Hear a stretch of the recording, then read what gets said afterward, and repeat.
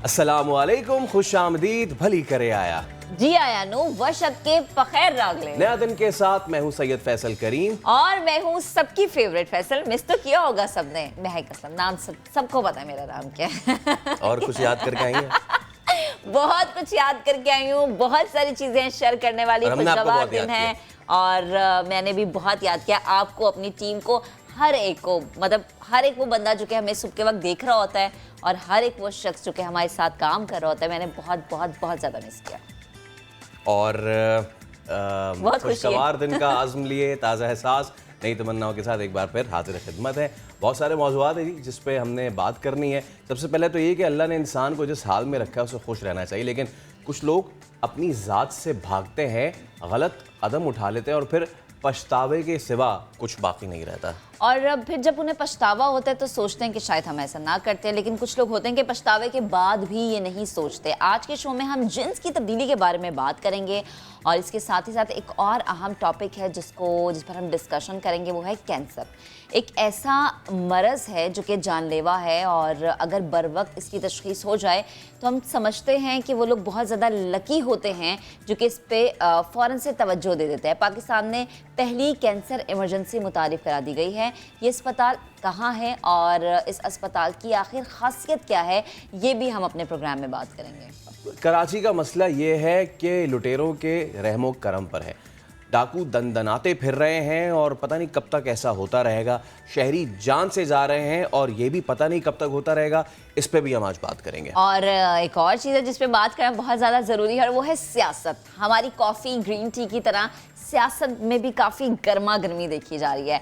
अगर मैं ये कहूँ कि कहीं ठंड और वहाँ पर सियासत में गर्मी है तो गलत नहीं होगा। मार्च और मार्च में मार्च ना हो, ये वैसे फैसल होता नहीं है। शेख साहब हमेशा एक बात करते हैं कि पाकिस्तान में जब भी मार्च आता है तो लॉन्ग मार्च की बात बहुत ज़्यादा अरूज पे चली जाती है। एक जानिब पीपल्स पार्टी अवामी मार्च करी और दूसरी जानिब पीटीआई सिंध बचाओ मार्च कर रही है। तो दोनों मार्चेस पे भी होगी बात, लेकिन सबसे पहले जिक्र करेंगे वज़ीर आज़म के कौम से खिताब का, बड़े रिलीफ का और बहुत सारे लोगों का पेट्रोल की टैंकी फुल कराने का।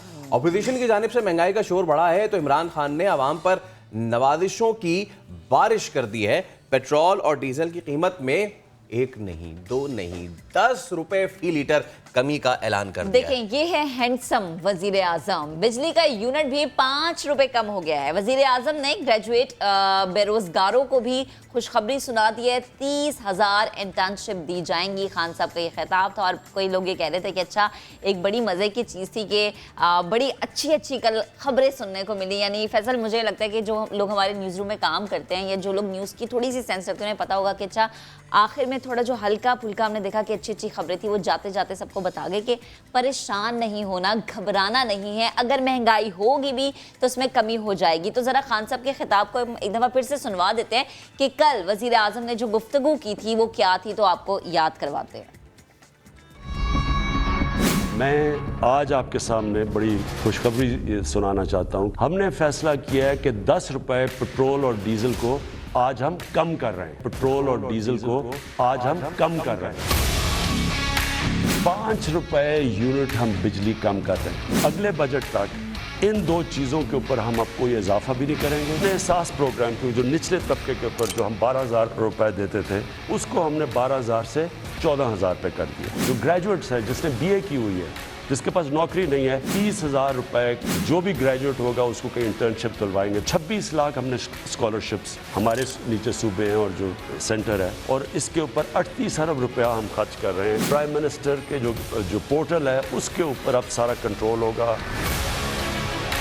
आईटी सेक्टर के लिए इसमें आईटी कंपनीज भी हैं और फ्रीलांसर्स भी हैं। इनको 100% हमने टैक्स माफ़ कर दिया। इनको 100% हमने टैक्स माफ़ कर दिया। हमने मुकम्मल तौर पे 100% फॉरेन एक्सचेंज पे इनको छूट दे दी है। जो भी आईटी की स्टार्टअप्स हैं उनको 100% हमने कैपिटल गेन्स टैक्स से ख़त्म कर दिया। जो भी पैसे लगाएगा इंडस्ट्री के अंदर, उससे कोई सवाल नहीं पूछे जाएंगे। ओवरसीज़ पाकिस्तानी जब भी वो पाकिस्तान की इंडस्ट्री में इन्वेस्ट करेंगे, उनको 5 साल का टैक्स हॉलिडे हमने कर दिया। सूद के बगैर कर्जे देंगे बिजनेस शुरू करने के लिए नौजवानों को, किसानों को देंगे कर्जे सूद के बगैर। बिल्कुल जो गरीब लोग अपना घर बनाना चाहते हैं उनको बिल्कुल सस्ता कर्जा देंगे। मार्च के आखिर तक पंजाब में हर घराने के पास सेहत कार्ड होगा। हर ख़ानदान 10 लाख रुपए तक किसी भी अस्पताल में जाके इलाज करवा सकता है। मुश्किल वक्त से निकल के आज पाकिस्तान सही रास्ते पर निकल चुका है। तो वज़ीर आज़म की तकरीर सुनकर अब घबराएंगे नहीं, क्योंकि अवाम ने पेट्रोल और बिजली की कीमतों में कमी का ज़बरदस्त खैर मकदम किया है और कहा है कि ऐसे फैसले करते रहे तो अगली बारी भी आप ही की होगी। लेकिन ये जब अगली बारी की बात होती है ना फैसल, तो ये सब इस पे मुत्तफिक नजर नहीं आते। कुछ शहरी कुछ राय रखते हैं और कुछ शहरी कहते हैं कि जी हम आप ही को वोट देंगे। तो शहरियों की क्या राय है वो आपके सामने रखते हैं।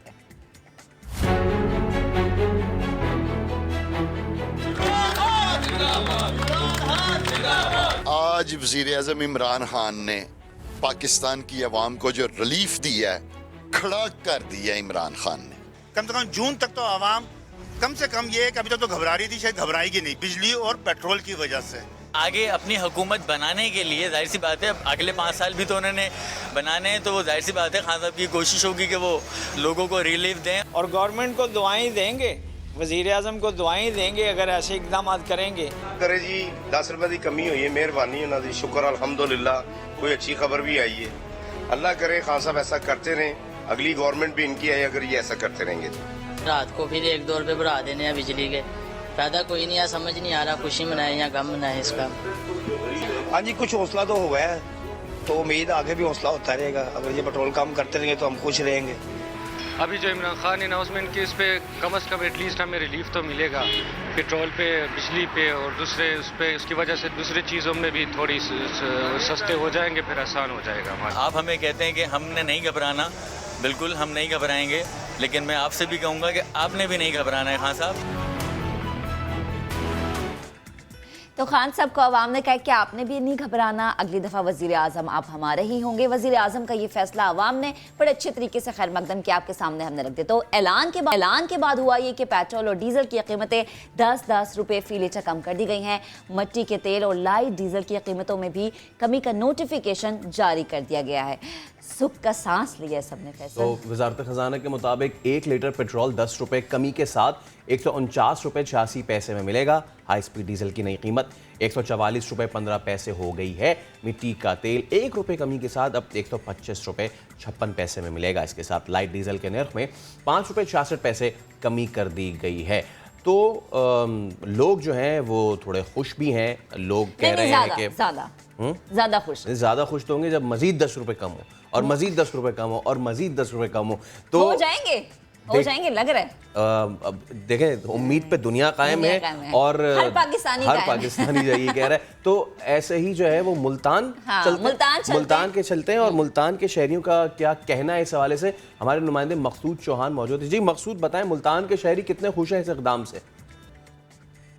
हाँ जी बिल्कुल, गुज़िश्ता रोज़ हुकूमत की जानिब से पेट्रोल और डीजल की कीमत में 10 रुपये की जो कमी की गई है उस पर जो शहरी हैं वो नहायत खुश भी दिखाई देते हैं, जबकि मिला जुला गुस्से का भी इजहार कर रहे हैं कि भाई 13 रुपये बढ़ाया गया था और 10 रुपये कम किया जा रहा है। हमारे साथ एक रिक्शा के ड्राइवर मौजूद हैं, इनसे बात करेंगे। बताइएगा, हुकूमत की जानिब से डीजल और पेट्रोल की कीमत में 10 रुपये की कमी की गई है, कैसा इकदाम समझने का? ये अच्छा इकदाम है, शहरियों को रिलीफ दिया जा रहा है? बिस्मिल्लाहिर्रहमानिर्रहीम। गवर्नमेंट की पॉलिसियों का हमें बिल्कुल समझ नहीं आ रही, कभी बढ़ा देती है और बढ़ाती ज़्यादा है और कम उसमें पैसे कम उसमें कम करती है और आवाम को रिलीफ नहीं मिल रहा। खुदारा हमें हुकूमत से, हुक्मरानों से ये गुजारिश है कि इस गरीब आवाम के ऊपर कुछ ख्याल करें, इनका हर किस्म का लिहाज करें। अल्लाह ऊपर है। हाँ जी बिल्कुल, महंगाई बहुत ज़्यादा है, पेट्रोल की कीमत बढ़ी हुई है। हमारे साथ एक और भाई मौजूद है, इनसे बात करेंगे। सर बताइएगा, हुकूमत ने 10 रुपये और डीजल पर और पेट्रोल पर कमी की है, क्या खुशाइंद बात है शहरियों के लिए? बिस्मिल्लाहिर्रहमानिर्रहीम। बहुत अच्छा इक़दाम है। देखिए, मज़ीद रिलीफ देना चाहिए। ज़ाहिर बात है अवाम पिसी हुई है और बिज़नेस अपॉर्चुनिटीज़ ओवरऑल पाकिस्तान में कम हो रही हैं। तो मेरा ख़्याल है मज़ीद रिलीफ हर शोबे में, ना सिर्फ के पेट्रोल बल्कि गंदम, आटा और दीगर अशिया में जो कि रोज़मर्रा के गरीबों की इस्तेमाल की हैं, तो वो कम करनी चाहिए कीमतें।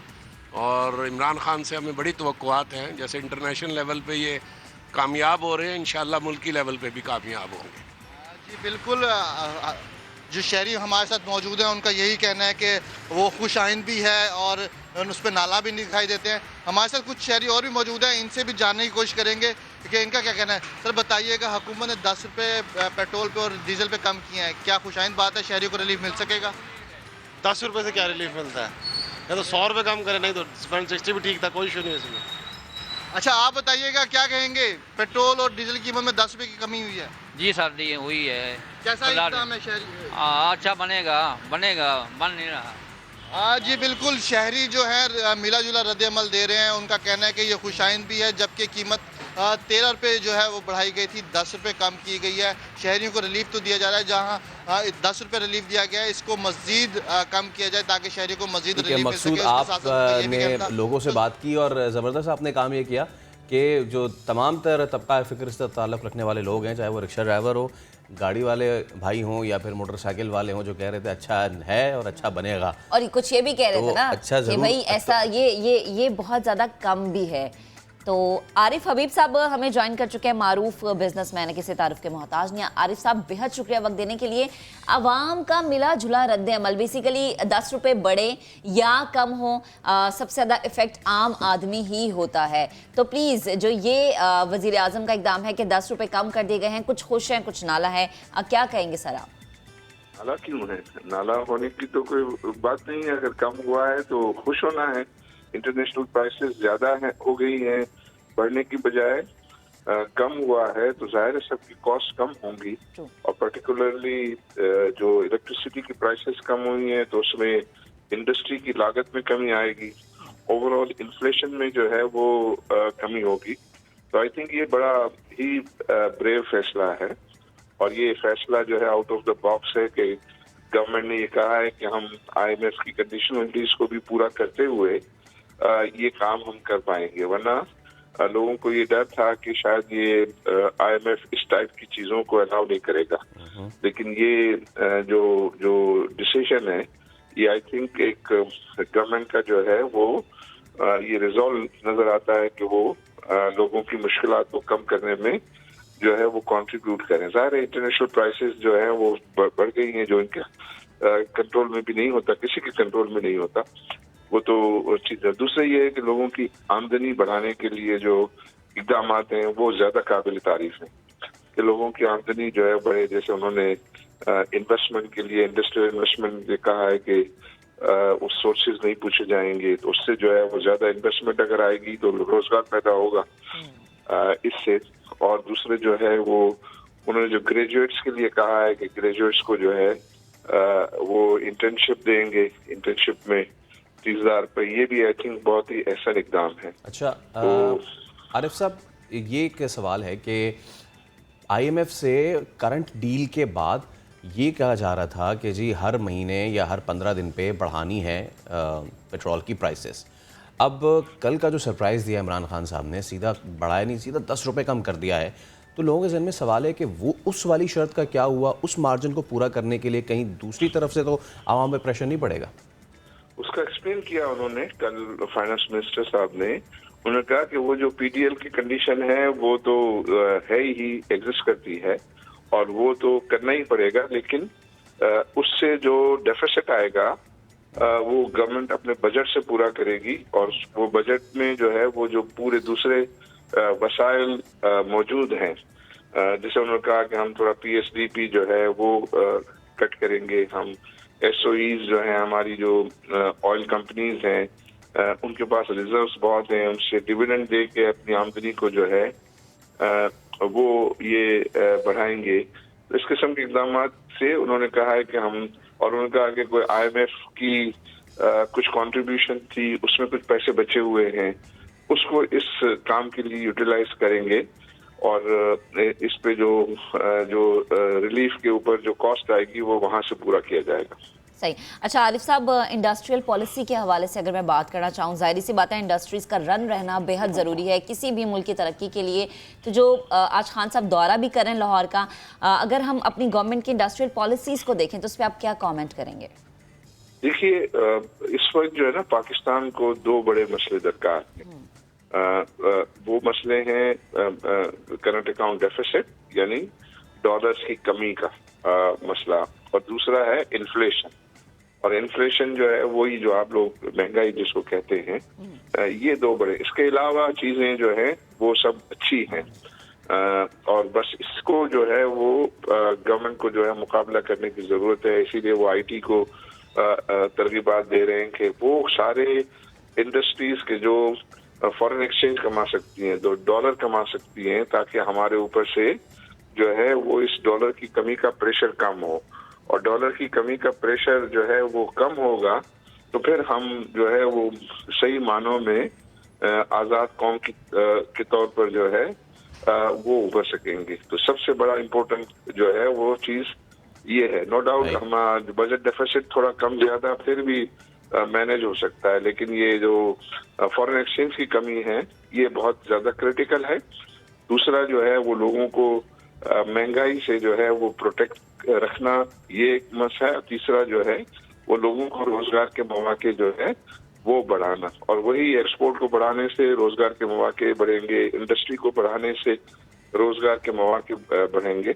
और ये बटन दबाते नहीं होगा, ये सारी चीजें इकदाम करेंगे तो in due course of time जो है वो ये चीजों में जो है वो रिलीफ आना शुरू होगा।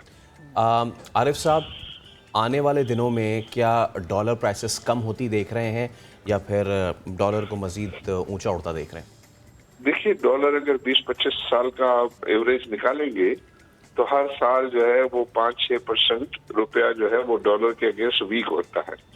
तो वो रेट पर जो है वो हमें जो है वो हमेशा एक्सपेक्ट करना चाहिए कि रुपए की कीमत हर साल डॉलर के मुकाबले में 5% के लगभग कम होगी। कभी वो ज्यादा कम हो जाती है, कभी कम होती है, लेकिन एवरेज अगर आप देखेंगे तो वही चीज को जो है वो एक्सपेक्ट करके अपने मामलात को जो है वो मैनेज करना चाहिए। ठीक है, बहुत शुक्रिया। आरिफ हबीब साहब हमारे साथ मौजूद थे और इक़दाम उठाया गया है कल हुकूमत की तरफ से। उस हवाले से कह रहे थे कि लोगों को जो खुशी है वो दीदनी है, और जो नाला है तो आखिर क्यों नाला है जी? 10 रुपये गिराया गया है, लेकिन पता है महंग हुआ क्या है? गिराई प्राइस किसने? हुकूमत ने। क्रेडिट कौन ले रहा है जी? क्रेडिट ले रहा है बिलावल भुट्टो साहब। ये नहीं, लेकिन अभी तो हम शुरू हुए हैं और 10 रुपए वो कह रहे हैं कि और भी गिरेंगे प्राइस अगर ऐसे ही अवाम जो है उनका रवैया रहा। लेकिन खैर ये तो एक अलग बात होगी। तो कल हमने देखा कि वज़ीर आज़म का जो सबसे मशहूर जुमला जब वो सामने आया या जब वो चलाया गया, घबराना नहीं है, तो जो अपोजिशन अगर हम कहें वो घबरा गई कि ये हुआ क्या, एकदम से कैसे गूंज उठा। तो बिलावल भुट्टो नवाब शाह में लॉन्ग मार्च से खिताब कर रहे थे और पेट्रोल की कीमत में कमी का उन्होंने खुद क्रेडिट ले लिया। ऐसा नहीं करना चाहिए, जिसने काम किया है क्रेडिट उसी को ही मिलना चाहिए। उन्होंने कहा कि जालो को मुबारक हो, हमारी एक दिन की मेहनत रंग लाई। एक दिन में मेहनत रंग लाती है। वो देखें कि अगर वो 10 दिन कर गए मेहनत तो फिर 10-10 करके 100 रुपये तो वैसे हुए तो मुल्तान वाले भाई का जो ख्वाब है वो पूरा हो जाएगा कि कम करनी तो 100 रुपये करें, वरना तो 160 भी ठीक है। खैर, अब हुआ ये कि बिलावल सांस लेने रुके तो किसी ने स्पीकर वज़ीर आज़म का मशहूर जो जुमला है वो घबराना नहीं है चला दिया। अब बिलावल ने स्पीकर बंद करार कहा कि आपको देखकर वज़ीर आज़म घबरा गया है। तो दिखाते हैं क्या कहा। पीपल्स पार्टी के जियालो को मुबारक हो, आपकी एक दिन की मेहनत के नतीजे में पेट्रोल की कीमत 10 रुपया कम हो गया है। सबसे पहले घबराना नहीं, घबराना नहीं, घबराना नहीं।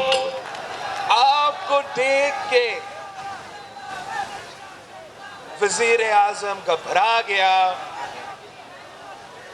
अभी तो हम नवाबजा पहुंच चुके हैं और उनके टांगे कांप रहे हैं।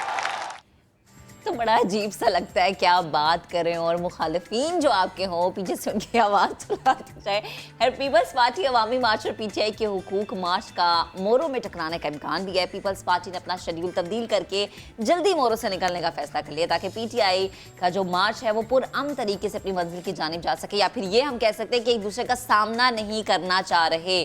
संजय साधवानी इस वक्त मोरों में मौजूद है, उनसे जानेंगे। Sanjay, good morning. सबसे पहले तो मुझे ये बताएं कि ये जो खदशा जाहिर किया जा रहा है कि एक तरफ से हम देखेंगे कि पीटीआई का सिंध बचाओ मार्च और दूसरी जानिब हम ये देख रहे हैं कि पीपल्स पार्टी भी जो है, मार्च है वो उसका टकराव हो सकता है। तो क्या शेड्यूल है?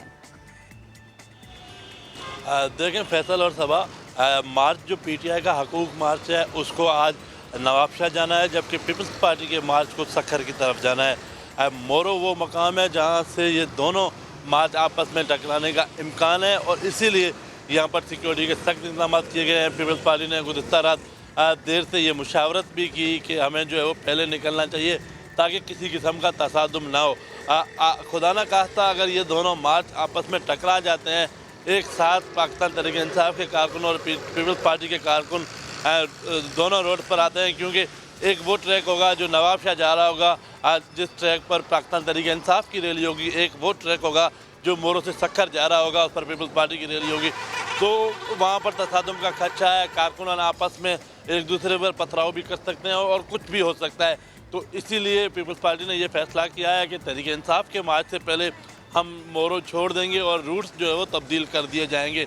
जो तहरीक इंसाफ है उनके अकाम ने गुज़िस्ता रात सिक्योरिटी इदारों से बातचीत की, रंजत समेत दीगर इदारों से, कि हमें फुल पुलिस सिक्योरिटी दी जाए, क्यों, ताकि हमें भी ये खदशा है कि मोरो में कोई तसादुम या कोई झगड़ा हो सकता है। ठीक है। तो इसी पेश नज़र जो है पीपल्स पार्टी ने पहले निकलने का फैसला किया है। 11 बजे पीपल्स पार्टी ने ये टाइम दिया है कि मोरो में बिलाल भुट्टो जरदारी का खिताब होगा, जिसके बाद ये मार्च अपनी मंजिल की तरफ रवाना हो जाएगा। जबकि पाकिस्तान तहरीक इंसाफ 10 बजे प्रेस कॉन्फ्रेंस करने जा रही है, जिसके बाद उनकी यहाँ पर जो है वो उनका काफिला भी नवाबशाह के लिए रवाना होगा। तो संजय, पुलिस की जानिब से ये तो आपने बता दिया कि जी पीपल्स पार्टी यहाँ से निकलेगी। अगला पड़ाव कौन सा है पीपल्स पार्टी का, कहाँ करेंगे खिताब बिलावल? अच्छा, बिलावल जो है वो अब मोरो से पूरे रास्ते में जाते हुए जहाँ जहाँ पर उन्हें कारकुनान नज़र आ रहे हैं, कबालिया भरे नज़र आ रहे हैं, वहाँ पर वो रुक रहे हैं, खिताब कर रहे हैं। खैरपुर जाएंगे, रानीपुर जाएंगे, जिसके बाद सखर में जो है वो उनका आज के रोज़ का इख्तिताम होगा। आज की रात जो है वो सखर में क़याम करेंगे, जिसके बाद अगले दिन वो जो है वो सखर से निकल कर घोटकी की तरफ और फिर इस तरह पंजाब की तरह जो है पंजाब में दाखिल होंगे। जी अच्छा संजय, ये कराची से मोरो 4-5 घंटे का सफ़र है, तो इस काफ़िले ने तकरीबन 2, 2.5, 3 दिन में ये किया है। आर दे ऑन ट्रैक पे हैं या फिर ज़्यादा रुक रहे हैं या जल्दी जा रहे हैं? क्योंकि इस हिसाब से देखा जाए तो फिर अपनी मंजिल पे तो 10 दिन में नहीं पहुंच पाएंगे। अच्छा फैसल, जो कराची से जब ये काफ़िला निकला था कराची से ठट्ठा तक, वहाँ पर 4-5 मकामात पर उनका इस्तकबाल किया गया, जिसकी वजह से ठट्ठा पहुँचते हुए देर हुई। फिर बदीन में रात को 12 बज गए जब तक बिलावल भुट्टो का खिताब रहा। उसके बाद इन्होंने दिन का इख्तिताम किया, फिर सुबह निकले हैं। ये रात 10-11 बजे कारवां को जो है वो इख्तिताम पजीर कर देते हैं, फिर सुबह 11-12 बजे इस कारवां को शुरू करते हैं। तो 12 घंटे ये कारवां सफ़र कर रहा है और जहाँ जहाँ पर इस कबालिया कैंप लगे हुए हैं वहाँ पर 1-1.5 घंटा लग जाता है। जिसके बाद जब ये निकलते हैं तो जो ट्रक खसूसी तौर पर बनाया गया है वो ट्रक भी 110-100 की स्पीड पे चल रहा होता है, लेकिन क्योंकि जगह जगह पर जो कबालिया है वहाँ पर कैंप पर रुकना पड़ रहा है। ठीक है, चलिए एक ब्रेक लेते हैं, ब्रेक के बाद दोबारा हाजिर होंगे, बहुत सारी बातें आपसे करेंगे, लेकिन एक ब्रेक के बाद हमारे साथ रहिए।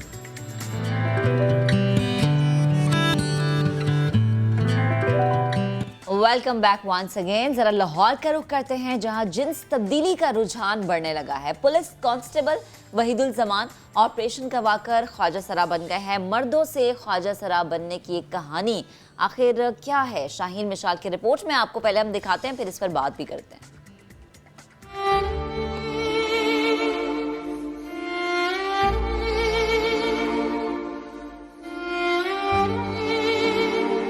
जब मैं पुलिस में थी तो मैं जब जाती थी वर्दी पहन के, यूनिफॉर्म पुलिस वाला पहन कर, तो सब लोग सलूट करते थे, सलाम करते थे। कोई कहता था हमारे लाइसेंस बनवा दें, कोई कहता था मैं डुप्लीकेट लाइसेंस बनवा दें, कुछ कहता था कुछ कहता था कुछ, सारे भाईजान ये वो।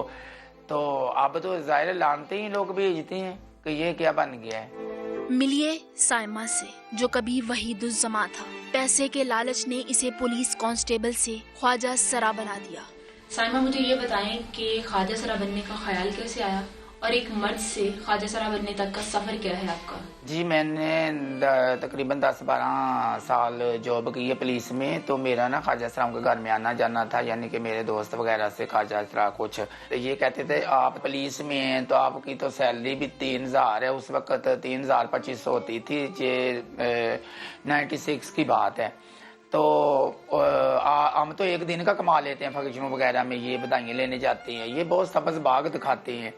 तो फिर इन्होंने मेरा परेड करवा दिया। बस इन्होंने मुझे ये मजबूर करते थे और इनके घर में आकर लालच पे आ गई थी मैं। कहते हैं ये मकान मिलते हैं, जेवर मिलता है, गुरु का जो भी होता है ये मिलता है, मतलब तरह हर किस्म की वही अपने जाल में फंसाने के लिए ये बताते हैं ना। तो मैं भी देखती थी जो इनका चेहरा खूबसूरत होता था, कोई दाढ़ी वगैरह नहीं होती थी, लड़कियों वाले कपड़े पहनते थे, जिसमें इनका लड़कियों वाला होता था।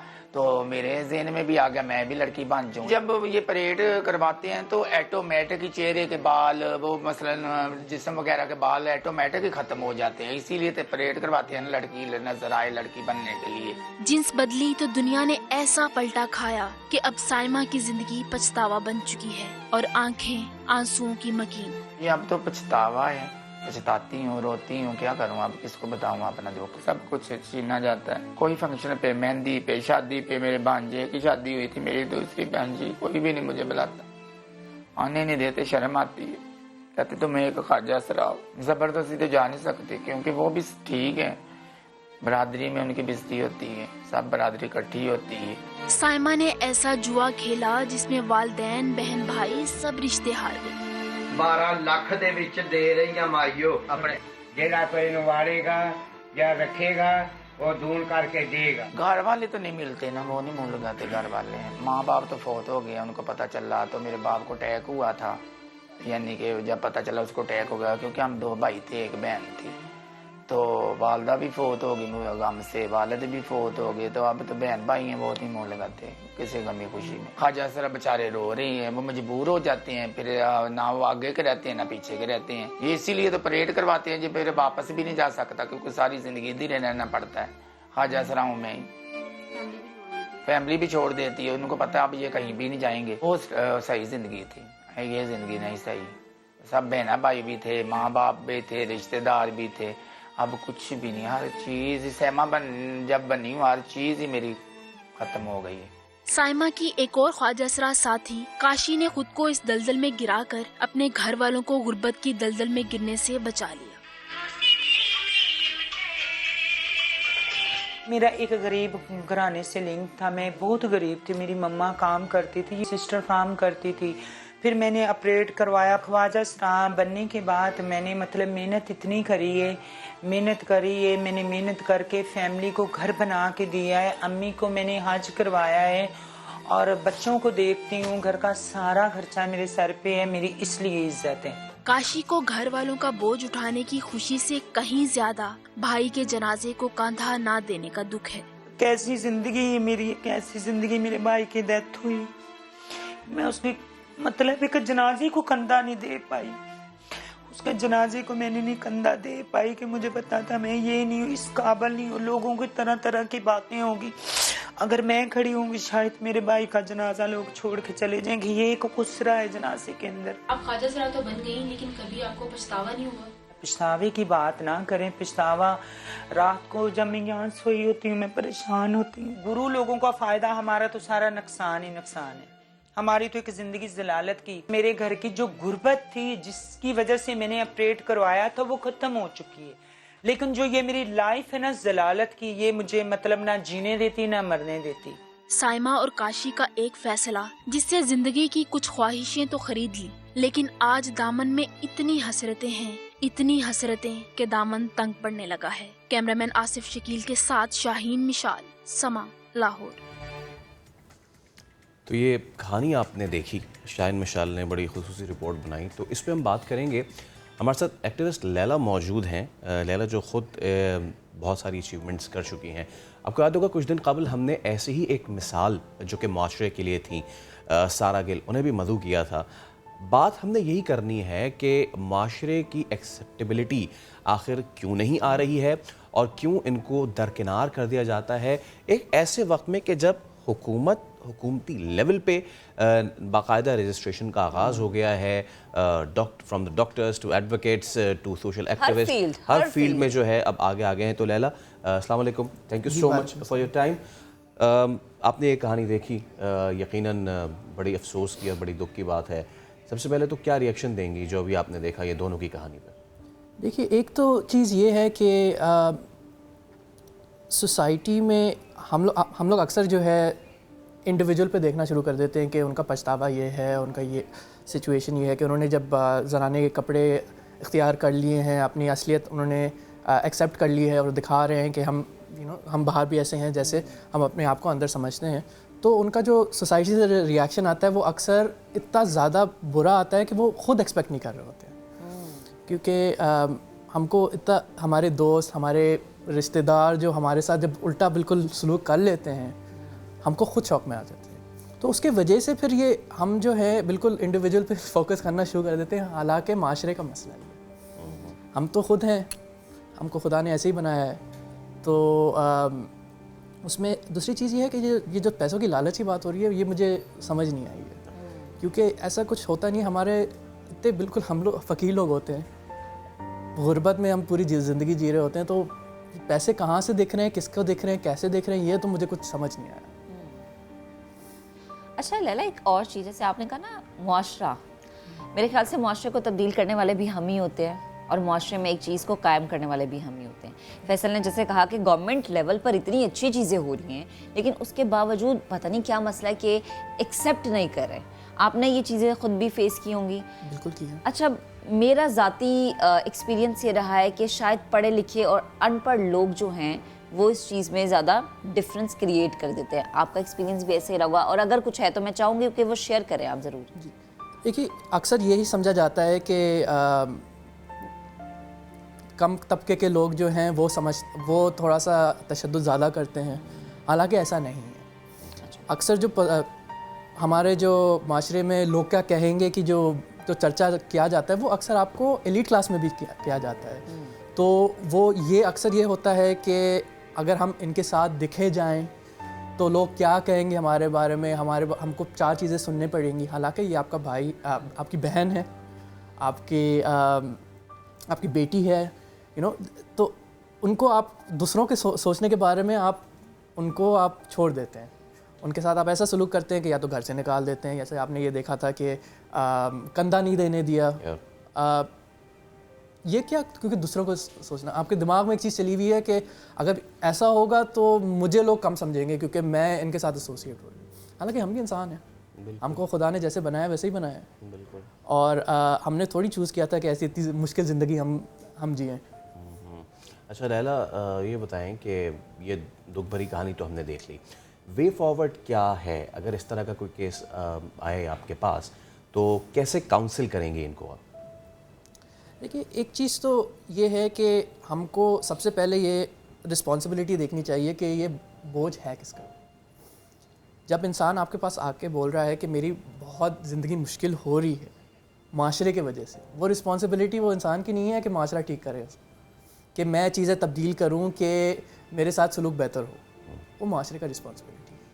तो जैसे आपके जो भी एम्प्लॉयर है आपका, या तो रिलेटिव है, या आपके दोस्त अहबाब हैं, माशरा जनरली उनको यही जो हम अपने आप को बोलते हैं, जैसे मैं बोलती हूँ कि मैं एक ख्वाजा सिरा औरत हूँ, मुझे एक्सेप्ट करें कि ख्वाजा सिरा औरत हूँ। जहाँ औरतों को बुलाते हैं वहाँ मुझे भी बुलाया जाए। वहाँ जहाँ जो बातें जो औरतें एक दूसरे से करती हैं वो मेरे साथ भी की जाए। सही। वही है कि आप वो डिफरेंसेस ना क्रिएट करा करें कि ये ख्वाजा से रहें कि तो उनकी आप अलग जगह बना लें। अलग जगह का मतलब है कि मैं आपको मर्द की तरह आपको ट्रीट कर रही हूँ कि आप यहाँ से चले जाएं, या आप हमारी नहीं। तो उसमें रिस्पॉन्सिबिलिटी ये है। और दूसरी चीज़ ये है कि आप लोगों से पूछें कि ऑब्स्टिकल्स क्या आ रहे हैं।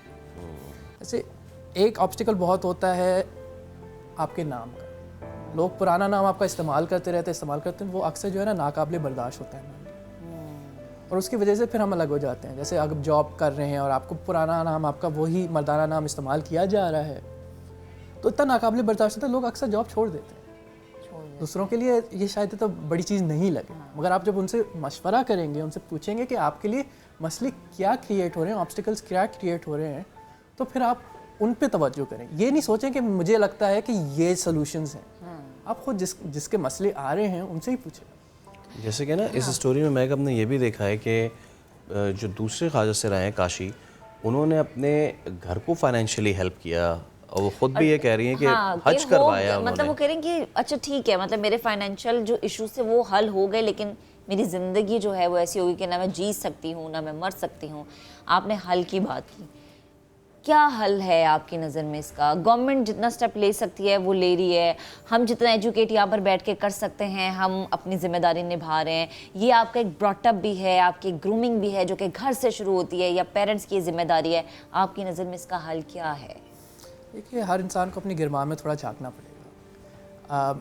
हम अक्सर सोचते हैं कि हम बहुत सारे एफर्ट्स कर रहे हैं, मगर जब आप किसी ख्वाजा सरा इंसान से पूछेंगे तो वो शायद उनकी तरफ से कोई और कहानी आपको मिलेगी। तो जैसे एक चीज़ है कि हम गवर्नमेंट से भी हम मुतालबा काफ़ी कर रहे होते हैं कि हमको जॉब्स दिए जाएं, ठीक है? तो उसमें फिर हमारा गुफ्तगू चलते रहती है हुकूमत के साथ कि कोटा कुछ, अगर हमारा अनफॉर्चुनेटली ऐसा सिस्टम है कि अगर कोटा के बगैर आप किसी को हायर करते नहीं, अगर कोई अक़लियत हो तो उस पर भी हमारी गवर्नमेंट से मुतालबात काफ़ी चलते रहते हैं कि आप प्लीज़ हमको कम से कम गवर्नमेंट ऑफिस में तो आप हमको इंक्लूड करें। दूसरी चीज़ ये है कि आप हमको सॉरी एक सेकंड, हम अक्सर सोचते हैं कि हम काफ़ी चीज़ें कर रहे हैं, मगर आप अपने क्लोज लोगों को देखें, आपके कितने करीबी लोग हैं जो ट्रांस हैं, आपके जो जिसे आप मशवरा कर रहे होते हैं, जिनके साथ आप फीडबैक ले रहे होते हैं कि आप अपनी ज़िंदगी कैसे गुजारें, काम कैसे करें, उनमें से ट्रांस लोग कितने हैं? ठीक है, हमारी पॉपुलेशन इतनी कम नहीं है जितने लोग समझते हैं, ठीक है? जनरली स्टेटिस्टिक्स 1 से 3% के बीच में रखते हैं। हमारी तादाद बहुत सारी है, मगर लोग, हम उनके दोस्त, हम उनके एम्प्लॉई, हम उनके ऐसे ट्रस्टेड रिलेटिव्स क्यों नहीं होते? क्योंकि आप उनकी कहानी, आप लोगों को मशवरा उन्हीं से कर रहे होंगे जो हम नहीं हैं, तो हमारी जो इश्यूज़ हैं वो तो आपके सामने आएंगी नहीं, हमारे पर्सपेक्टिव्स तो आपके सामने आएंगे नहीं।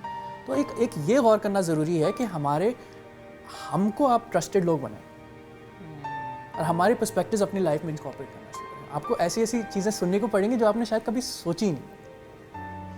एब्सोल्युटली, और यकीनन इस बात के साथ ही गुफ्तगू का अख्ताम करेंगे कि जहाँ पे लोगों को भी रियलाइज़ करना चाहिए, वहीं ख्वाजा सरा कम्युनिटी जो है उन्हें भी ये पता चल गया है कि इट्स अ हार्ड वे, तो फिर उस पे इकट्ठे खुद भी इकट्ठे होके भी एक दूसरे को सपोर्ट करते हुए भी नई अपॉर्चुनिटीज़ को एक्सप्लोर करना चाहिए। Thank you so much Laila, it was a pleasure talking to you. तो लैला हमारे साथ मौजूद थी और ये कहानी जो है वो हमने आपको सुनाई कि माशी मजबूरी हो या कोई और मामला, जब इस तरह की चीज़ें हो जाती हैं तो उसके बाद लोगों का रवैया जो है वो मज़ीद इस कम्युनिटी को अंधेरे में धकेल देता है। ज़रूरत इस बात की है कि ये ना देखें कि कौन आपसे डिफरेंट है, ये देखें कि अल्लाह ताला ने जिसको जैसा बनाया है वो अपने ढांचे में वैसा ही खूबसूरत है। लेकिन एक मसला ये है ना कि लोग अप्रिशिएट नहीं करते। खैर, एक ब्रेक लेंगे, ब्रेक के बाद दोबारा हाजिर होंगे। स्टे विद अस।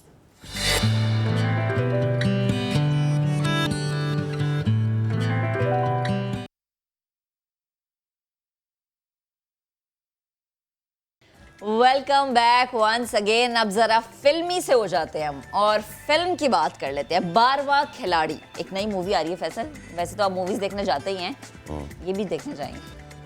12वां खिलाड़ी जिसे कोई नहीं जानता, लेकिन अदाकारा मायरा खान ने अपनी फिल्म 12वां खिलाड़ी में इसे पहचान दी है। फिल्म की कहानी दोस्ती, कामयाबी, नाकामी, मोहब्बत और हौसला अफजाई पर मबनी है। और फिल्म में शावीर जाफरी और दानियल जफर जो है वो मद्दे मुकाबिल होंगे और बड़ा मज़ा आने वाला है, क्योंकि बड़ा ही ज़बरदस्त हमें लग रहा है कि एक ऐसा एंटरटेनमेंट हमें देखने को मिलेगा। द गुड थिंग इज़ कि अब हमारी जो प्रोडक्शन है वो अब मूवी से वेब सीरीज़ की जानिब भी जा रही है।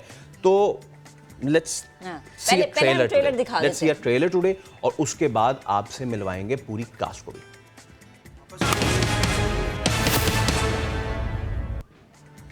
एक्साइटिंग, बहुत ज़बरदस्त। तो हमने एक्साइटमेंट लेवल को थोड़ा और बढ़ाया है और स्टूडियोज़ में हमने इनवाइट किया है द कास्ट। तो दानियल ज़फ़र हमारे साथ मौजूद हैं, इसके अलावा शावीर और खाकान हमारे साथ मौजूद है। आप सबका बहुत शुक्रिया। हम एक और खिलाड़ी का अपना इंतज़ार कर रहे हैं, तो वो जैसे ही आते हैं हम उनसे आपकी मुलाकात कराते हैं। लेकिन लेट्स स्टार्ट द कन्वर्सेशन। यार, अभी ऑफ कैमरा भी यही बात हो रही थी और मैं इसी से शुरू करूँगा कि जो इसमें आप लोगों ने शॉट्स लगाए हैं ना, जो आगे बढ़ बढ़ के छक्के लगाए हैं, वो बड़े ज़बरदस्त हैं। तो मुझे बताएं इसकी कितनी प्रैक्टिस की है और आप लोग खुद कैसे क्रिकेटर्स हैं? देखिए, मैंने तो क्रिकेट कभी ज़िंदगी में खेली नहीं थी। बचपन में मैंने ज़्यादा फुटबॉल खेली थी, तो इसमें ज़रा मुझे थोड़ा मुझे करना था कि थोड़ी सी प्रैक्टिस करूं। कज़न एक मेरे थे, साद उनका नाम है, उनको काफ़ी शौक था, तो उनको मैंने कहा ज़रा हार्ड बॉल, क्योंकि हार्ड बॉल एक्चुअल मैचेस थे। डायरेक्टर ने कहा था देखो चॉइस है आपके पास, या आप शॉट मार रहे हो या आपकी जगह किसी को रखना पड़ेगा। तो काफ़ी प्रैक्टिस की, 2 हफ्ते जाके स्टांस वगैरह सीखना और पूरी शॉट्स प्लान आउट करना कि कौन आखिरी बॉल पे कौन सा किस तरह क्या खेलना है। सो वो काफ़ी एक मेरे लिए तो काफ़ी एक टफ जर्नी थी, तो लेकिन अच्छा हुआ कैमरे के सामने वो काम आ गया काफ़ी, जैसे कि लग रहा है देख के उम्मीद यही है कि वो अच्छा आ गया और वो अच्छा लग भी रहा है और मजे का भी लग रहा है। यही सवाल आपसे। सर मेरा I used to play cricket, but जैसे वो गली मोहल्ले की क्रिकेट होती है उसी तरह की हम लोग बस दोस्त यारों में, तो आई गेस अगर थोड़ी बहुत उससे प्रैक्टिस हो गई हो तो हो गई हो, लेकिन फॉर द फिल्म स्पेसिफिकली जिस तरह दानियाल को एक्चुअली मेरा ख्याल है इसको ज़रूरत भी थी थोड़ी सी, क्योंकि he had to hit some of the bigger shots, तो I didn't need that as much, तो I was comfortable with the skill I have. Director agreed to it, उन्होंने कहा कि ठीक है तुम ठीक लग रहे हो। तो दानियाल का कैरेक्टर जो है वो एक ऐसे एस्पायरिंग क्रिकेटर का है जो कि बड़ा करना चाहता है, और शावीर आपका कैरेक्टर ऐसा है कि जो हमने कई मरतबा हमारी क्रिकेटिंग जो हिस्ट्री है उसमें ये देखा है कि वो जो कहते हैं ना अपनी कराची वाले हमने पौवे वाला। ओके खाकन, थोड़ा सा मुझे आप अपने कैरेक्टर के बारे में बताएं, what's your role in the movie? Sir my character web series इस वेब सीरीज में मेरा किरदार जो है वो इसके दोस्त का है, शावीर के। मैं भी इसकी कैरेक्टर की तरह एक बड़ी अमीर बाप की औलाद हूँ, और इसके कैरेक्टर की तरह मैं भी बहुत बिगड़ा हुआ हूँ, मगर मेरा कैरेक्टर इसके कैरेक्टर से अलग इस तरह के कि सर मेरा कैरेक्टर कॉमेडी सारी लेके आता है शो में। सो मेरा कैरेक्टर बड़े मज़ाहिया तरीके से सब कैरेक्टर्स का मजाक उड़ाता है, सब कैरेक्टर्स को तंग करता है, और हमारा ये चौथा खिलाड़ी भी आ गया और मेरा कैरेक्टर इस कैरेक्टर की भी बड़ी टांग खींचता है। अच्छा। उस्मान मेरे कैरेक्टर का नाम है, और वो जो है इसको बहुत तंग करता है, इसको भड़काता भी है दानियाल के खिलाफ। ये जरा हम ये क्रिस क्रॉस पे बेस्ट क्रिस क्रॉस है, हम दोनों दोस्त हैं और ये दोनों हमने ऐसे भी बिठाया ना कि पता चलता है। सो मीर पहले मीर को हम गुड मॉर्निंग कह देते हैं, मीर गुड मॉर्निंग। इसका मतलब ये थोड़ा लेट हो गया आप इसलिए आई थिंक या he is not a morning person, I am not. तो कैसी लग रही है दुनिया सुबह सुबह? दुनिया अच्छी लग रही है। शो कैसा लग रहा है? कभी सोचा था हमारे शो में आएंगे? नहीं, आपने सोचा था हम लोग आएंगे? नहीं, अब आप मशहूर अच्छा, मुझे ये बताएं कि आपका क्या कैरेक्टर है इस वेब सीरीज में? यार वही है कि अमीर और गरीब टाइप, मैं और डैनी जो है वो गरीब है। यार अच्छा, मैंने ये तो पूछी थी इनसे कि इन्होंने क्रिकेटर बनने की कितनी प्रैक्टिस की, आपने गरीब बनने की कितनी प्रैक्टिस की? आपको गरीब लग नहीं रहा? नहीं भाई, बिल्कुल भी नहीं, अच्छी शर्ट, बिल्कुल भी नहीं। अच्छा, हम तो जरा बैटिंग की तरफ ज्यादा थे, मीत जरा बॉलिंग की तरफ। हमारा जो बॉलिंग एक्सपर्ट था ओके, तो ये अच्छा, इनसे मैंने पूछ लिया कि इनको बैटिंग में कितनी प्रैक्टिस करनी पड़ी, कितनी नेट प्रैक्टिस, आपको बॉलिंग की कितनी नेट प्रैक्टिस? नहीं करनी पड़ी प्रैक्टिस, बिल्कुल भी नहीं। बचपन से शुरू से यू बीन प्लेइंग और you been a pacer all your life? या क्या बात है यार, जबरदस्त। तो हमारे साथ जो है ना वो बड़ी ज़बरदस्त काज बैठी है। अच्छा, अभी थोड़ा सा अब वेब सीरीज की बात करते हैं। टॉक अबाउट थोड़ा सा क्रिकेट। आप लोगों के फेवरेट क्रिकेटर्स कौन से हैं?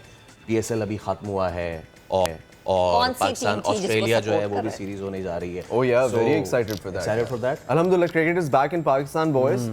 After Australia returned after 24 years. यार कल परसों मतलब लाहौर गद्दाफी पूरा भरा हुआ था लाहौर, मतलब जिससे वो जश्न पूरा लोगों ने मनाया। तो वो क्रिकेट का, खाली क्रिकेट का फीवर नहीं, ओवरऑल जो एनर्जी और जो एटमॉस्फेयर, और आई थिंक मैंने तो 2 मैचेस के अलावा I have seen all of the PSL matches because I was making content for Lahore Qalandar. मैं उनके लिए वीडियोस बना रहा था फॉर दिस PSL। तो कराची के सारे मैचेस, लाहौर के सारे matches except for 2। I mean, we have to give it to Khakan. I feel like Lahore won because of Khakan. मैंने अच्छा मजे की बात, जब इसने लाहौर के अंदर को एंडोर्स किया तो मैंने कहा, हम गाड़ी में जा रहे थे यूँ, मैंने कहा सोच वैसे लाहौर सारे मैच जीत जाए और जीत जाए। तो कहता हाँ यार, मैंने कहा तो ये लकी चार्म बन जाएगा। तो ये लिटरली मुझे लगता है वाकई लकी चार्म बन जाएगा। तो इसी सवाल से मेरा अगला सवाल जुड़ा है कि जो माहौल जो है ना वेब सीरीज के लिए बड़ा ज़बरदस्त पक के तैयार हुआ है। मुल्क में जो है वो क्रिकेट का फीवर हाई है, टीमें वापस आ रही हैं वो भी ऑस्ट्रेलिया जैसी, और इस सारे सिनारियों में ऐसी वेब सीरीज़ का लॉन्च होना I guess it's a blessing. थोड़ा सा मुझे बताएं कि मायरा एज एन एक्ट्रेस तो ऑब्वियसली उन्होंने अपना लोहा मनवाया है। कैसी रही हैं वो एज अ प्रोड्यूसर?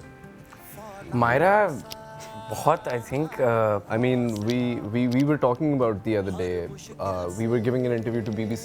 वहाँ पे भी उन्होंने यही सवाल पूछा था और हम लोग हर जगह यही कहते हैं कि Mahira Khan's energy is like she's Mahira Khan, but her energy is like a young kid.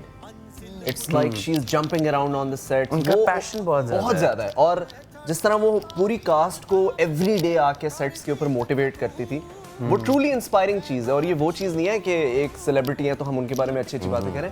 ये जेन्युइनली मैं कह रहा हूँ, उनकी एनर्जी मैच करना एक मुश्किल काम है। एक्चुअली आई थिंक बिकॉज वो एक्टिंग वाली साइड पे भी रही हुई हैं, तो उनको ये भी पता था कि एक्टर्स, उनके पास एक थोड़ा सा एज था कि एक्टर्स से किस तरह एज ए प्रोड्यूसर कम्युनिकेट करके किस तरह उनको मोटिवेट करना है, किस तरह इंस्पायर करना है कि वो लोग एट देयर बेस्ट एक्साइटेड हों और इस तरह सारा। तो वो बहुत काफ़ी दिल से उन्होंने काम किया, काफ़ी ज़्यादा। जब भी जिस तरह अगर कोई प्रोड्यूसर अगर आपको कोई काम कहता है तो यू फील लाइक कि बॉस को इंस्ट्रक्शन दे रहा है, but with Myra every time Myra कोई चीज़ कहती थी कि ये करो या इस तरह करो, तो हमें बस होता था कि यार मायरा ने कह दिया, वी नीड टू डू, डांट पड़ती थी, डांटती थी। नहीं, अभी रिसेंटली थोड़ी सी पढ़ना शुरू हुई, इसको थोड़ी पड़ी, थोड़ी पड़ जाती है, लेकिन अच्छी चीज़ है। अच्छा, ना सिर्फ ये कि बड़ा ज़बरदस्त आप लोगों ने काम किया है, फवाद खान भी फिल्म का हिस्सा है, and then guest appearance Shoaib Malik भी।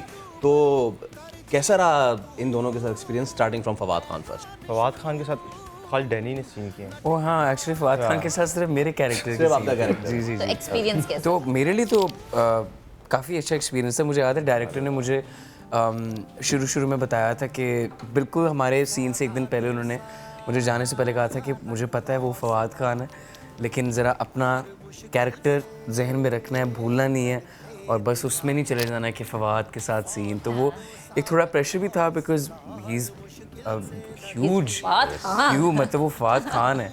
तो बस काफ़ी वो it was amazing to work with him, क्योंकि उनके साथ मतलब मेरे पास लिबर्टी थी कि मैं लाइनें रन कर रहा हूँ सीन से पहले और हम पूरा फिगर आउट कर रहे हैं इकट्ठे सीन। तो ऐसे ना उन्होंने फील होने दिया कि I am standing against one of the biggest actors in Pakistan. तो बहुत अच्छा था, काफ़ी मैंने सीखा उनसे और मज़ेदार एक्सपीरियंस था। और शोएब मलिक के साथ कैसा रहा? वो तो हम सबने शूट किया। शोएब मलिक के साथ he is from the same city I am from, हम दोनों सियालकोट से। तो शोएब मलिक भाई के साथ, सर के साथ बहुत अच्छा था। ये हमारा एक ही सीन था जिसमें वो आके हमें एक स्पीच देते हैं और हम लोग बस बैठे हुए हैं, उसमें हमारा कोई बैक एंड फोर्थ नहीं हो रहा, बट हम सुन रहे हैं स्पीच और इंस्पायर हो रहे हैं हम। तो बस वही एक्टिंग कर रहे थे, वही डायलॉग्स दे रहे थे, हम बैठे थे। और उसमें एक फ़नी आपको वाक़या सुना देता हूँ कि ये भाई साहब पीछे खड़े होके हंस रहे थे या कोई बात कर रहे थे, सीन चल रहा था। तो इसको फिर कोई 50 लोगों के सामने अदनान ने इसे सुना दी कि भाई सीन चल रहा है, सीरियस हो जाओ। तो उस दिन आई थिंक तीसरा चौथा दिन था शूट का, मेरी तो रूह कांप गई थी। मैंने कहा था मैं आज के बाद कुछ नहीं बोलूँगा। ओके, अच्छा, तो ये वेब सीरीज़ जो है, if I am not wrong, 5 March the launch day, कितने एपिसोड्स पे ये मुश्तमिल है? Basically, this is a 7-episode web series. It's coming out on TapMat, by the way. Subscribe to TapMat, guys. Yeah, it's only 200 rupees. 200 रुपया। 199 रुपए। 199 199 रुपए। 99 जो 1 रुपए आप बचेंगे उससे आप बिजनेस कर सकते हैं। 199 रुपए पर मंथ उस पे आएगा। अच्छा, मुझे ये बताएं कि अब जैसे वेब सीरीज़ की बात हो रही है, लग रहा है कि पाकिस्तान में रुझान मज़ीद बढ़ता जा रहा है और आने वाला वक्त या हमारा फ्यूचर वेब सीरीज़ के लिए कैसा है? आई थिंक एक तो ये है कि ये पहली चीज़, इस डायरेक्शन में पहला कदम टैपमैट ने उठाया है।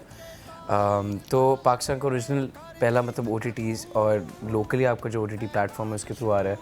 तो ये एक ऐसी चीज़ है जो एक जिस तरह होता है ना, दुनिया में डिजिटलाइजेशन हो रही है और आपने भी बोला कि वेब सीरीज़ का बहुत ज़्यादा कल्चर आ रहा है, तो अभी हम उसमें ब्रेक थ्रू ले रहे हैं। बट आई थिंक होगा ये कि जैसे आपने बोला कि कंटेंट जिस तरह का बनेगा, जैसे क्रिकेट के ऊपर एक चीज़ बनी है जो कि यूजुअली जो पाकिस्तान में चीज़ें बन रही हैं उससे एक डिफरेंट टॉपिक है। अगर आप सीरीज़ के साथ कंपेयर करें तो इट्स समथिंग डिफरेंट। तो इसी तरह अब जो एक एस्पायरिंग फिल्म मेकर है उसने अगर देखा है कि यार क्रिकेट जैसी चीज़ पे कोई चीज़ बनी है, ऐसी एक सीरीज़ बनी है, तो आई एम श्योर मेन चीज़ यही है कि हमारी जो आने वाली जो एक जनरेशन है वो इंस्पायर हो के ट्रूली जिन चीज़ों के बारे में वो लिखना चाहते हैं, दिखाना चाहते हैं और काम करना चाहते हैं, वो उन चीज़ों के बारे में काम लिखें और उस कंटेंट अब जो बने वो उसका बेसिकली फिर स्प्रेड हो। तो दैट्स समथिंग दैट्स गुड और मेन पर्पस मेरा ख्याल है इसका ही इवेंचुअली होना चाहिए। अच्छा दानियाल, ये जो वेब सीरीज़ क्रिकेट पे आ रही है ना, द थिंग इज़ कि मैं बिल्कुल भी नहीं कहूँगा कि आप क्लाइमैक्स का अभी फोड़ दें, बट जो हम गेस कर पा रहे हैं वो ये कि it's a fight between merit and demerit, और ऑल्दो के दोनों जो खिलाड़ी हैं वो दोनों बड़े काबिल हैं, दोनों बड़े एबल हैं, लेकिन वो कहीं जो एक माशरे में हमारी रेड टैपिज़म आ जाती है ना, वो बड़ा मारती है मेरिट को। तो थोड़ा सा मुझे और स्टोरी के बारे में बताएं, उतना बता दें जितना आप बताना चाहते हैं। यार basically the story is about, पहले तो ये थोड़ी सी मिसकंसेप्शन है that it's only about cricket. It's about friends, it's about family, it's about love, it's about cricket, it's about passion, it's about fight, battle, everything is packaged in this beautifully created web series of ours. It's more about के जो आपने बात की merit और demerit की, दोनों cricketers जो है ना उनका पैशन सेम है, दोनों क्रिकेटर्स की काबिलियत ऑलमोस्ट तकरीबन सेम है, लेकिन एक एडवांटेज लेता है अपनी अमीरी से, अपनी बाप की इन्फ्लुएंस से, और एक थोड़ी बहुत मार खा जाता है अपनी नो इन्फ्लुएंस से, यू कैन से।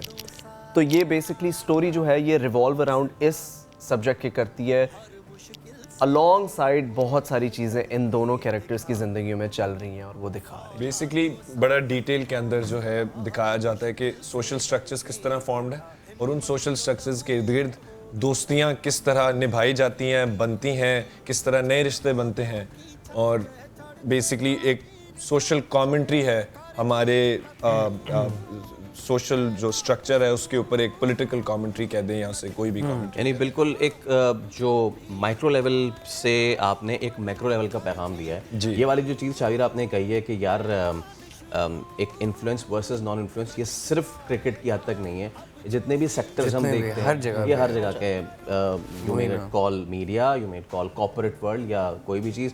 ओके, थोड़ा सा हम रैपिड फायर करते हैं और यहाँ से शुरू करते हैं कि सेट पे सबसे जल्दी कौन आता था?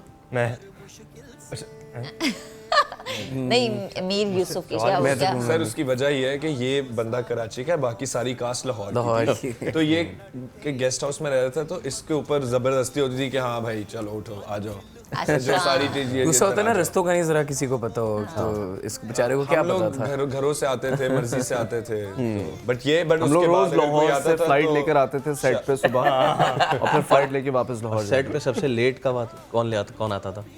ये कराची लाहौर हटा मैं नहीं मैंने तो कहा ही नहीं, मैंने तो खाली हाथ रखा था। तुझे ऐसे क्यों लग रहा है? तेरी बात अच्छा, लेट कोई नहीं, हमें डर बहुत हम एक्चुअली हम में से कोई भी लेट से कोई लेट नहीं आता था। हमें डर कम, लेकिन आउट ऑफ रिस्पेक्ट भी आपको एक हो जाता कि यार एक प्रोजेक्ट बन रहा है, अगर हम सारे इसके साथ इनके साथ मिलके ये नहीं करेंगे तो ये नहीं होगा सही तरह से। अच्छा, तो फिर सबसे ज्यादा नखरे कौन करता था सेट पे? जैसे हमारे सेट पे फैसल बहुत नखरे करता है। वो हमें यहाँ पे 5 सोफा लगवाना पड़ेगा, वो आए नहीं हमारे साथ। हजरात वो एक और हजरात है जो हमारी टीम के हजरत जो हमारी टीम के कैप्टन है बेसिकली। अच्छा, ये वेब सीरीज से हटके रियल लाइफ में, रील से रियल लाइफ में लड़ाई किसकी हुई है? सेट पे सबसे ज्यादा किसकी होती है या हुई है? बहुत अच्छे दोस्त हैं, हमारी नहीं लड़ाई होती। देख लें, सिर्फ सेट पे अच्छे दोस्त हैं। नहीं यानी सेट पे एक दूसरे से किसी की या इन जनरल आप पूछ रहे हैं? यार जैसी मर्जी कि तुम लोग की बाहर भी लड़ाइयाँ होती हैं।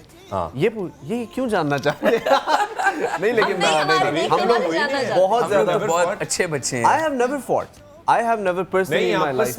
आपस में नहीं, हमारी आपस में तो कुछ भी नहीं हुआ। प्यार मोहब्बत से बहुत पहले काफी अच्छे दोस्त थे। मैं और दानियाल बहुत अच्छे दोस्त थे, शावीर दानियाल दोस्त हैं, मगर मैं और शावीर बाद में दोस्त बने। मीर से हमारी सेट पे दोस्ती हुई, मगर बड़े अच्छे दोस्त हैं हम।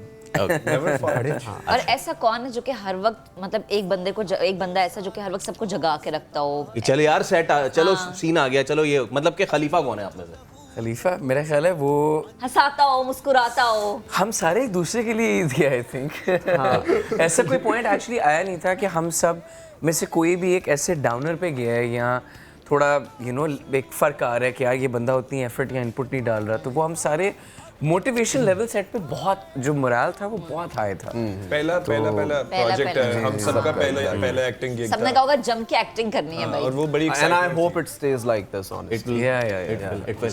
अच्छा, तो अगेन कमिंग बैक ज़रा वो वाले मामला, दानियाल जैसे कि आपने कहा कि यार मुझे टाइम लगाना पड़ा इसमें, थोड़ी मुझे प्रैक्टिस करनी पड़ी, ये सारे करने पड़े, तो सबसे मुश्किल क्या लगा? सबसे मुश्किल इसमें यही था कि एक देखिए आपकी जो बॉडी होती है, कुछ मसल्स होते हैं, वो मसल मेमोरी में एक चीज़ बनती है। तो मुझे याद है कि मेरे कज़न ने मेरी एक वीडियो थी, वो एक अपने क्रिकेटर दोस्त को दिखाई थी, मुझे आज तक उसने नाम नहीं बताया, तो वो पता नहीं थे भी या एक्चुअल प्रोफेशनल क्रिकेटर या नहीं थे, अपेरेंटली नेशनल टीम में वो थे। तो उन्होंने उसने उनको दिखाई, तो उन्होंने ये कहा था कि यार इसका थोड़ा सा डर रहा है, फ्रंट फुट पे नहीं आ रहा ज़्यादा, फ्रंट फुट पे नहीं आ रहा, फ्रंट फुट वीक है। तो आई थिंक आखिरी दिन तक यही था कि मैंने जितनी कोशिश उस तरफ कर सकता था कि यार ज़रा फ्रंट फुट का थोड़ा, मैंने जब शाहवीर को देखा तो एक चीज़ मैंने रियलाइज़ करके पिकअप कर ली थी कि मेरी जो वीकनेस थी उसको मैं किसी तरह मोल्ड किस तरह करूँ। तो मैंने देखा शाहवीर की टेक्निक अच्छी थी, तो मैंने कहा मैं ज़रा हार्ड हिटिंग वाली साइड पे आ जाता हूँ कि बड़ी शॉटें मारने वाला ये लड़का है, तो उसको थोड़ी सी वीकनेस को ज़रा मैंने हल्का सा जिस तरह मैं मैनिपुलेट कर सकता था वो किया। बट मेनली यही था कि दिखाना और पूरा शो कराना कि ये एक्चुअली लड़का है जो काबिल है, और मैं ही आके मुझे ही मौका मिल रहा है कि मैं शॉटें मारूँ बनिस्बत कि कोई किसी को आना पड़ रहा, कहना पड़े आज चलें जी आप दानियाल बन के तो ये कैरेक्टर जो है ये बन के, बड़ी अच्छी चीज़ है कि आप बता रहे हैं कि आपने सीखा भी, और मतलब एक दूसरे से सीखने का मौका भी मिला। आपने कुछ सीखा? एक्टिंग सीखी, बिकॉज मैंने क्रिकेट, मुझे I was cast 3 days before the project, मुझे 3 दिन पहले उन्होंने कास्ट कर लिया, तो मुझे तो क्रिकेट प्रैक्टिस करने का कोई मौका नहीं मिला। मैंने कभी ज़िंदगी में हार्ड बॉल नहीं खेली, बट जब सेट पे गया तो उन्होंने कहा बैट पकड़ो, क्रिकेट तो खेली हुई थी तो बस खेल लिया, बट सीखने को एक्टिंग बड़ी मिली। He is a great actor, Danial बहुत अच्छा एक्टर है, तो acting with Danial taught us a lot of things कि इस तरह करो, इस तरह करो, इस तरह करो। He is also very helpful. बाकी और लोगों से डिफरेंट चीज़ें सीखी। क्या सीखा?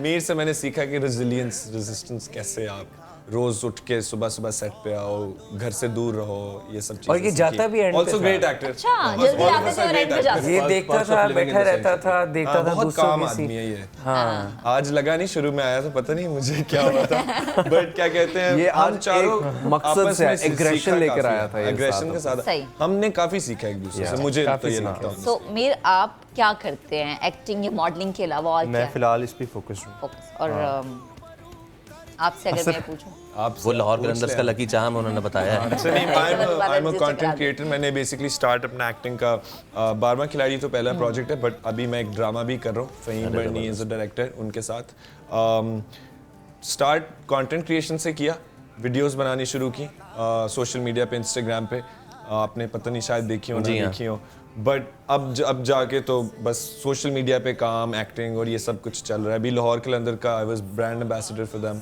Making videos for them. तो यही चलता रहता है। ये मैं थोड़ा सा अगर मैं ऑफ द रोड अगर होना चाहूँ, you are a content creator right, जब हम स्क्रॉल करते हैं अपने सोशल मीडिया प्लेटफॉर्म्स तो उस पर कई ऐसी चीज़ें आती हैं कि फलां ने ऐसा क्या कर दिया कि आंखें फट के जो है वो 4 हो गई, आइए बटन पे क्लिक करके देखिए। तो आप जो है ये देख रहे हैं, आप ये देख रही हैं, ये सारा कंटेंट ये देखती हैं ये। तो ऐसे जो लोग कंटेंट क्रिएट करते हैं, और प्लस ये कि वो जो 2 नंबरी करते हैं कि फलां ने कर दिया बड़ा ऐलान, बटन क्लिक कीजिए और देखिए, अंदर जब बंदा जाता है तो पता ही नहीं चलता कि बड़ा ऐलान हुआ क्या है। ऐसी चीज़ देखी है। हाँ, तो मुझे ये बताएं जरा, उन लोगों को आप क्या मैसेज देना चाहेंगे? The good content versus bad content, number 1 content versus number 2 content. खाली डॉलर्स के चक्कर में कि डॉलर्स आ जाएंगे मेरे पास तो मैं कुछ भी करके लगा दूं। डू यू थिंक कि नाउ इट्स द टाइम कि थोड़ा सा फिल्टर मजीद स्ट्रॉन्ग होना चाहिए? ठीक है सर, कल जो मैंने चीज़ देखी, पहले आपको मैं बताता हूँ। कल मैंने देखी, दानियाल लिसन टू दिस, कल देखी क्या प्यूटन एटम बम चला सकता है, लिंक पर क्लिक करके जानिए। ऑब्वियसली चला सकता है, वो सदर है रूस का।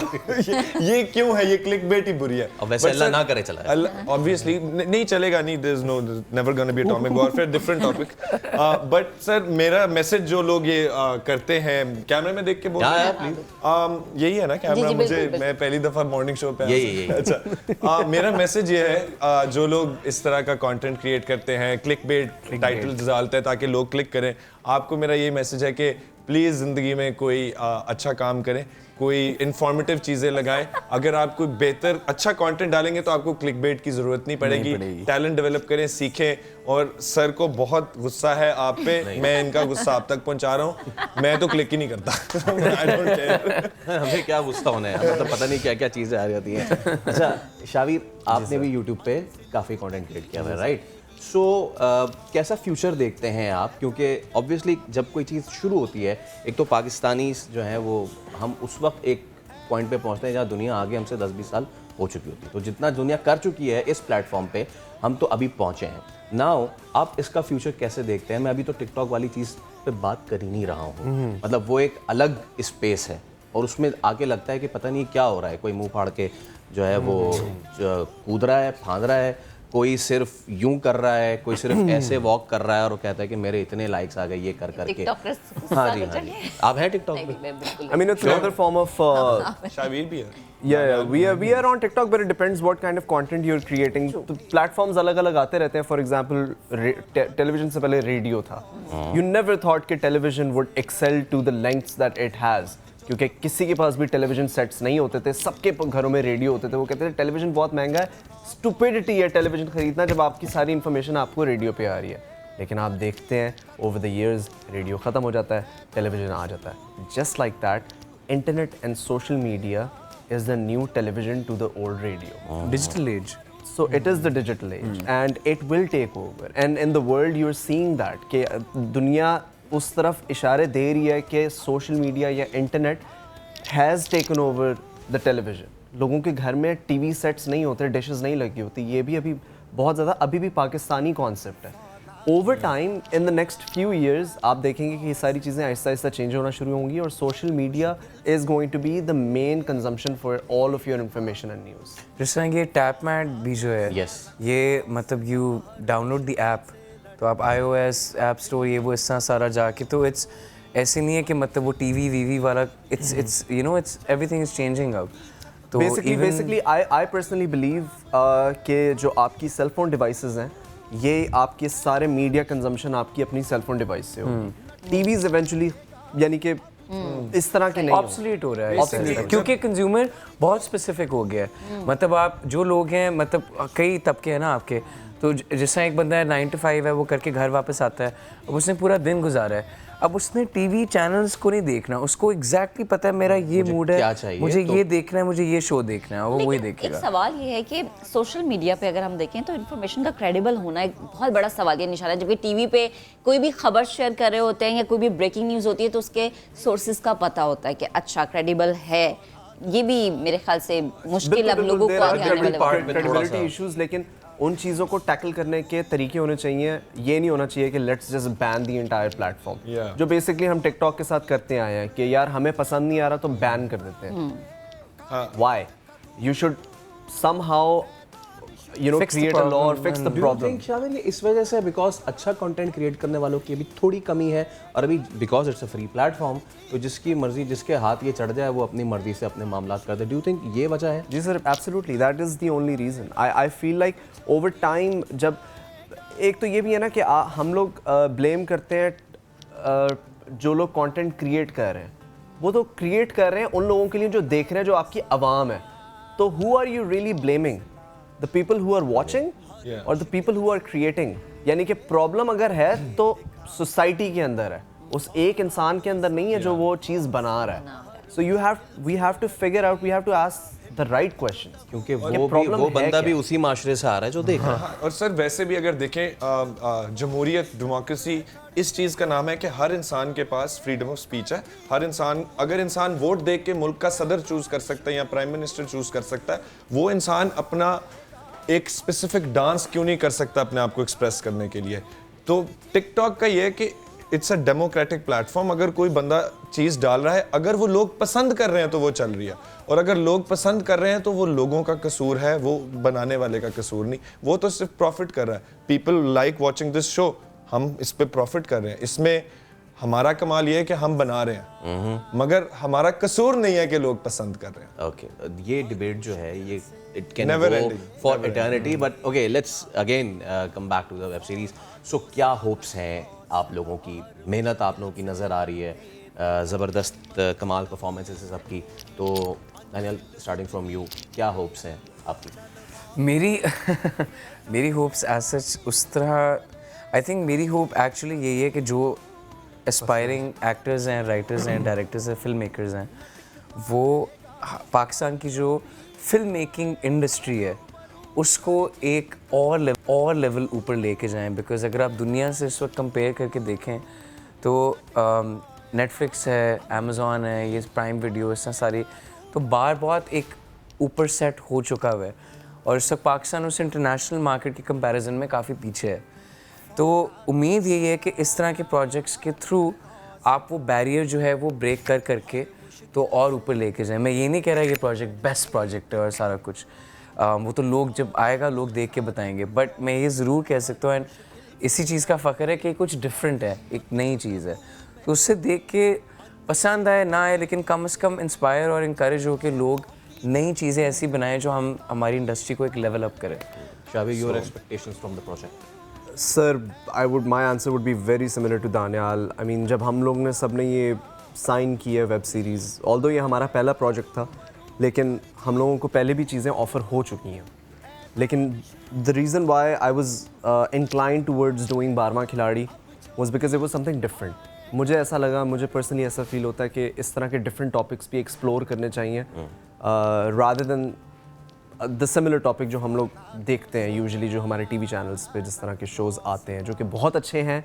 मैं दोबारा कह दूँ, सारे शोज़ अच्छे हैं, मैं कुछ नहीं कह रहा, किसी के बारे में कोई गलत बात नहीं कर रहा, लेकिन मेरा आइडिया ये है कि जहाँ तक मैं कंसर्न हूँ, मुझे इस तरह का काम करने में मज़ा आया है जो एक डिफरेंट चीज़ है, जो एक अच्छी चीज़ है। एटलीस्ट हमने अपनी ट्राई बेस्ट की है, अब डिपेंड करता है कि ऑडियंस उसको रिसीव कैसे करती है ना। I hoping your expectations from the project?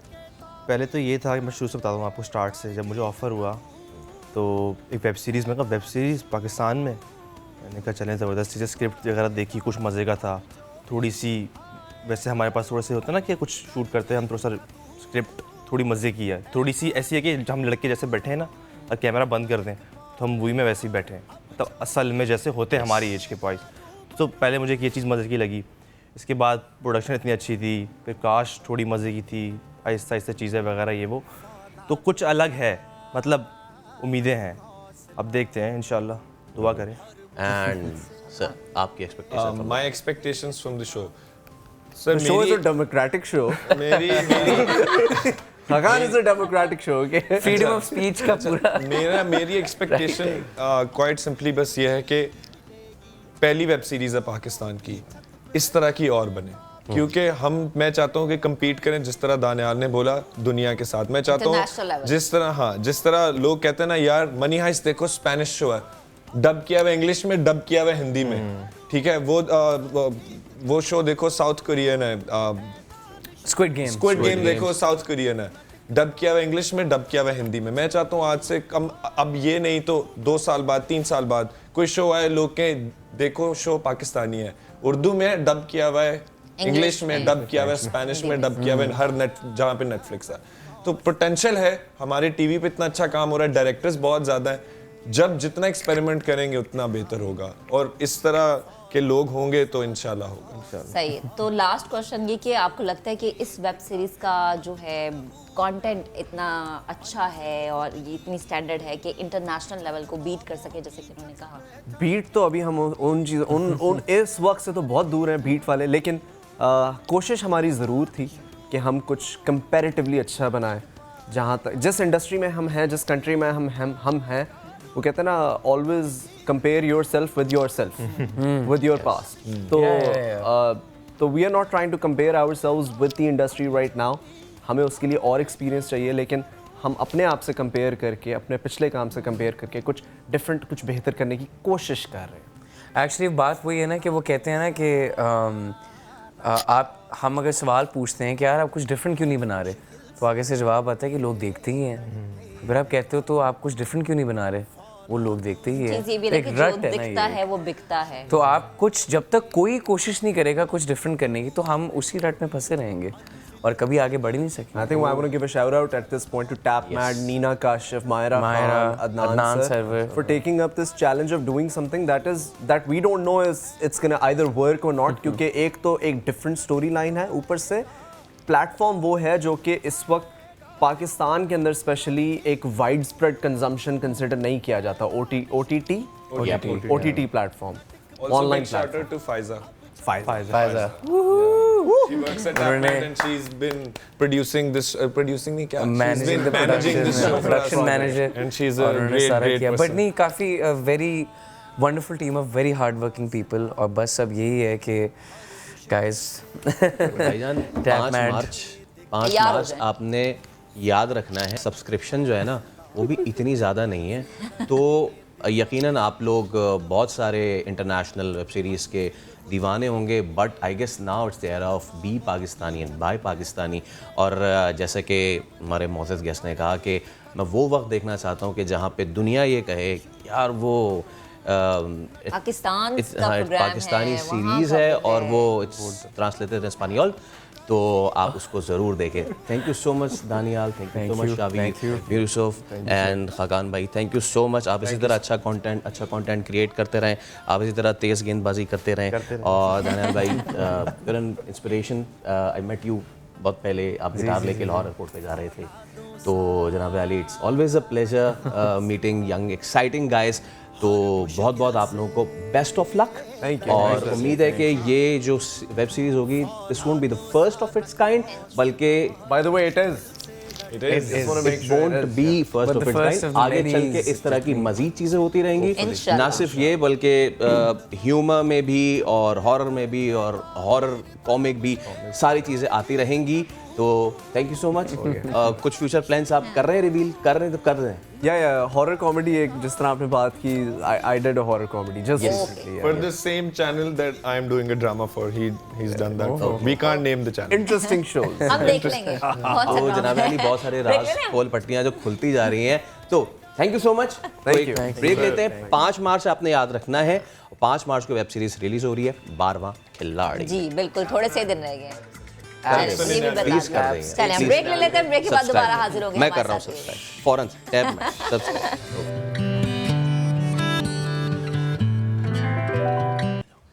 Welcome back.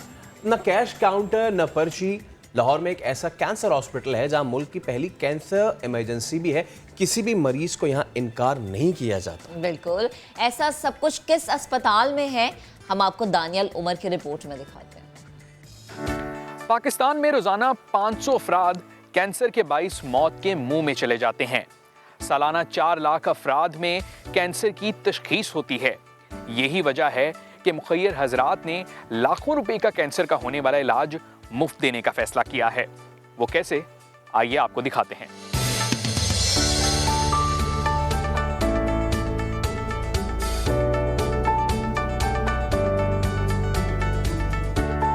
Lahore के इलाके रायवंड में ये है कैंसर केयर अस्पताल। 27 एकड़ के वसी रकबे पर तामीर होने वाले अस्पताल में ना तो कोई कैश काउंटर है, ना ही पर्ची सिस्टम। जो मरीज आएगा फौरी दाखिल हो जाएगा।